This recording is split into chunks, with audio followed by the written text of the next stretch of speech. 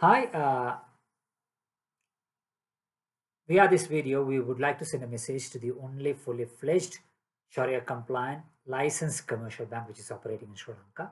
To begin with, we are very much acknowledge and appreciate the role that your organization has played in helping establish Islamic banking model in Sri Lanka. But as investors, we have some concern about the way in which your organization operates in Sri Lanka, as we feel that the current model that you adopt might not be the most profitable or investment attractive one. That is, we very much believe that your target market is not the entire 20 million people population of Sri Lanka. Instead, your target market is around just 10 to 50% of the total population. And of course, we acknowledge the fact that your target market is scattered all across Sri Lanka. That doesn't mean that you can go out and put branches all across Sri Lanka, which comes with heavy price. So we have few recommendations.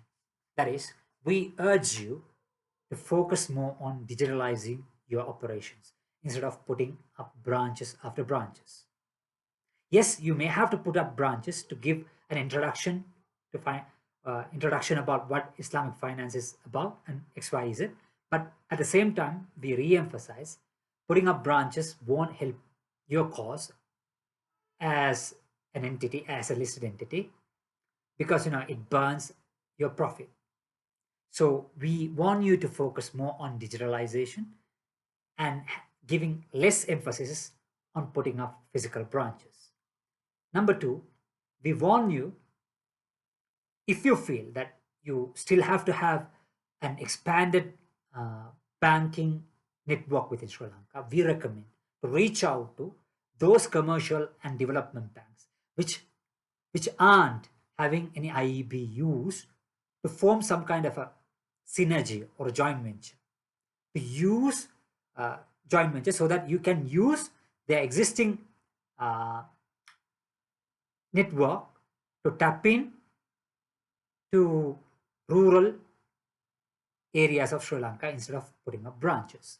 And we want you to take the initiative to create a discussion among not only Islamic banks, or I have to say you are the only licensed Islamic bank which is operating within Sri Lanka, not only among commercial banks, licensed commercial banks, also within the wider banking fraternity, about putting up shared banking centers within leading, within crucial cities and towns of Sri Lanka, so that all the banking activities of all the banks could be brought under one umbrella, which will help not only you, other conventional banks too, in reducing their overheads. Since we are expecting the 2028 debt repayment, the Central Bank of Sri Lanka will be more than happy. Uh, that's what we feel. The Central Bank of Sri Lanka will be more than happy to adopt innovative techniques which will help the banking and the financial institutions uh, from from in fact the banks from not making unnecessary cash outflows. So you as a bank, you might know, do we need this much of, for an example, take any average Sri Lankan town. We have about 10 to 15 different banks.